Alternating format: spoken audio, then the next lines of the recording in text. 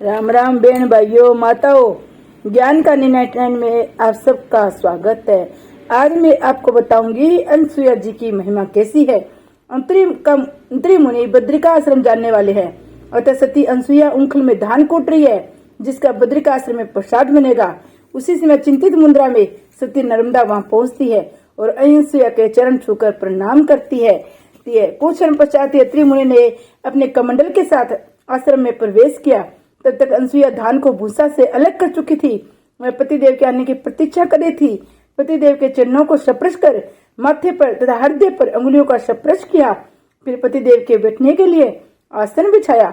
अंतरी मुनि के आसन पर बैठने पर सती अनसुईया ने थाली तथा लोटे में जल लेकर पतिदेव के चरणों को पखारा। चरणामृत का पान कर बचे हुए चरणामृत को कुटिया के ऊपर तथा आश्रम के चारों ओर छिड़क दिया। उसके पश्चात वह पतिदेव के पैरों को दबाने लगी। इसी सिलसिले में बद्रिकाश्रम जाने वाली चर्चा उठी। सती अनसुईया ने भी साथ जाने के लिए पतिदेव से आग्रह किया, लेकिन अत्रि मुनि ने कहा, मेरी भी इच्छा थी कि बद्रिकाश्रम तुम्हें भी ले चलूं, लेकिन तुम तो स्वयं समझ रही हो मेरे साथ शिष्य भी जा रहे हैं, अतः मुझे रास्ते में कोई कठिनाई नहीं होगी। अब बात रही तुम्हें साथ ले जाने की, तो आश्रम में अतिथि सत्कार कैसे होगा? जो भी दर्शनार्थी आएंगे उन्हें निराश होकर आश्रम से जाना पड़ेगा। ये तो ठीक नहीं होगा। अतः तुम मेरी बात मानकर आश्रम में रहो। आपकी आज्ञा शिरोधार्य पतिदेव, आपकी यात्रा मंगल में हो। सती अनसुईया ने पतिदेव से कहा, आपकी यात्रा मंगल में हो। सती अनसुईया ने पतिदेव से कहा। फिर पतिदेव को भोजन कराकर स्वयं प्रसाद ग्रहण किया। कुछ क्षण आराम कर सती अनसुईया ने जरूरी सामान बांध दिया।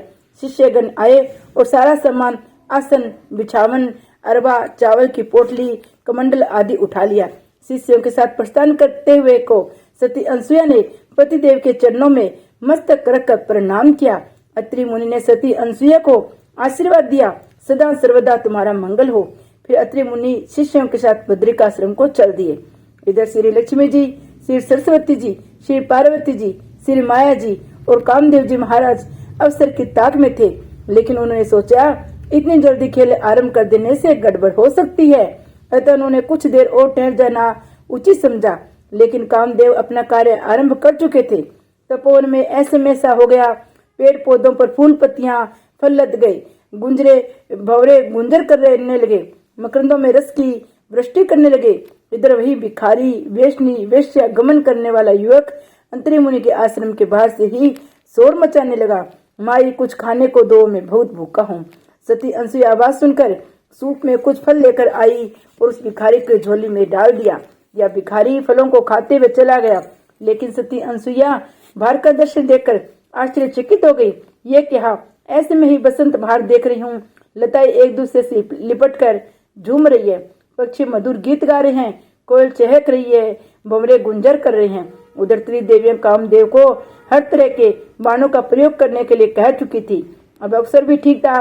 कामदेव ने जब द्वितीय बाण मारा तो अप्सरा अर्धनगर हो झूमती हुई आश्रम के सामने से गुजरी। सती अनसुईया अपने काबू से बाहर होती है, मगर पतिव्रत धर्म के प्रताप से संभल जाती है। विचार करने लगती है कि आखिर बात क्या है।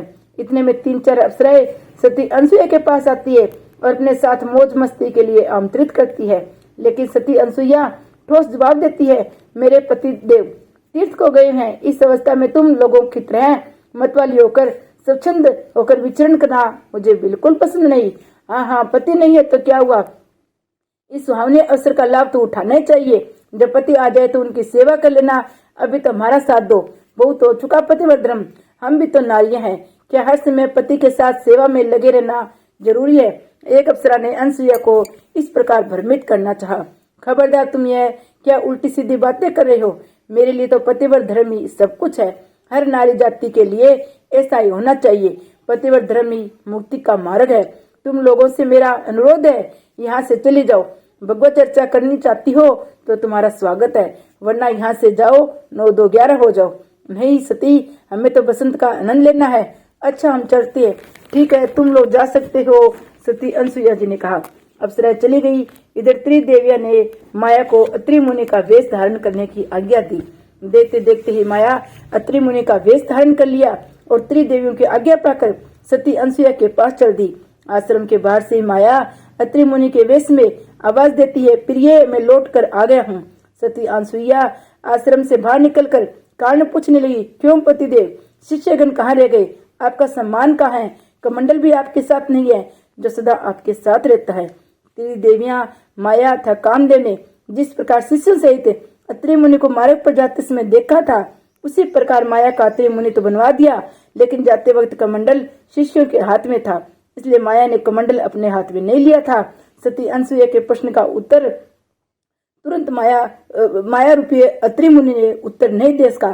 फिर यह बसंत ऋतु के बाहर ने मुझे आज इतना उद्विग्न कर दिया कि अपने आप को रोक न सका। सोचा जब मेरा ऐसा हाल है तो मेरी प्राण प्रिय का क्या हाल हो रहा होगा। इसलिए कमंडल था सामान शिष्यों के पास छोड़कर ही तुमसे मिलने की आकांक्षा लिए चला आया हूँ। शिष्यों को मार्ग में ठहरा के आया हूँ। लेकिन सती अनसुईया मन ही मन विचार कर रही थी, जिस पतिदेव ने 100 वर्षों तक तपस्या करके काम को वश में कर लिया, वो पतिदेव काम के वशीभूत होकर शिष्यों को मार्ग में छोड़कर मुझसे मिलने के लिए वापस कैसे आ सकते हैं? नहीं, जरूर कोई चाल है। सती अनसुईया अभी अपने मन में सोच रही थी कि पुनः माया रूपी अत्रि मुनि ने विंगलता प्रकट की। क्यों प्रिय, क्या आज तुम्हें अपने प्राण प्रिय पति की बात नहीं मानोगी? मेरा अंग अंग काम में दगद हो रहा है, तुम प्रश्नों की बौछार किए जा रही हो। ठहरिए पतिदेव, जब ऐसी बात है तो मैं पहले आपके चरणों को पखार लेती हूँ, क्योंकि मार्ग में से वापस आकर चलकर आए हो। सती अनसुईया विनम्र स्वर में बोली। माया रूपी अत्रि मुनि ने सोचा, पैरों पर सती का जल पड़ते ही सब माया समाप्त हो जाएगी। अतः समय आगे बढ़कर उसने सती अनसुईया को अपने आगोश में लेना चाहा और बोली, नहीं प्राणे बलबे, मेरे पैर पखारने की जरूरत नहीं है, पहले मेरा प्यास तो बुझाओ। परंतु सती अनसुईया अलग हट चुकी थी। माया रूपी अत्रि मुनि सती अनसुईया का स्पर्श भी नहीं कर पाया। तभी प्रकृति ने कुत्ते की कर्कश ध्वनि में भोंकर सती अनसुईया को सावधान किया और बादल के आकाश और बिजली कड़कने लगी। सती अनसुईया समझ गई कि जरूर इसमें कोई भेद है। अतः आश्रम में प्रवेश कर पानी लेकर आ गई और मायावी अत्रि के चरणों को पखारने के लिए नीचे की ओर झुकी। माया ने अपना असली रूप प्रकट कर दिया और थर-थर कांपने लगी। सती अनसुईया ने थोड़ी देर के लिए आंखें बंद की, समझ गई ये त्रिदेवियों की चाल है। त्रिदेवियों ने देखा माया सती अनसुईया के पैर पकड़ चुकी है, असली रूप प्रकट कर चुकी है, अब और उपाय नहीं है। सती बिना अभिशाप दिए नहीं रुकेगी। तो त्रिदेवियां और कामदेव भी उपस्थित होकर सती अनसुईया के पैरों पर गिरकर माफी मांगने लगे और एक साथ सभी ने प्रार्थना की, हे माता, हमने तो आपके सत्य की परीक्षा लेने के लिए ऐसा किया था, अतः आप हमें श्राप न दे। सती अनसुईया बोली, मैं आप लोगों की तरह मूर्खतापूर्ण व्यवहार नहीं करूंगी, मैं तुम्हें क्षमा करती हूँ।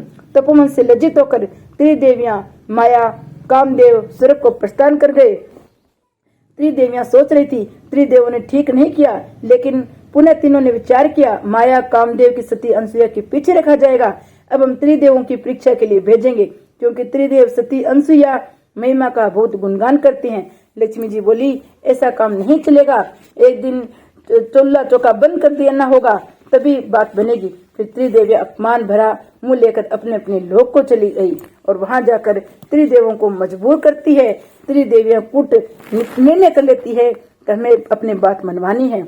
आज त्रिदेवियां अंतिम निर्णय ले चुकी है, आज खाना नहीं बनेगा, पार्वती जी भावन दुतुरा नहीं कुटेगी, सरस्वती भोजन नहीं बनाएगी।